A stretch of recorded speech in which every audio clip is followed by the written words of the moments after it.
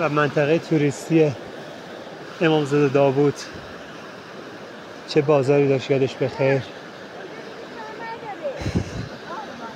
با گذشت چندین سال از اون سیل وحشتناک هنوزم که میبینید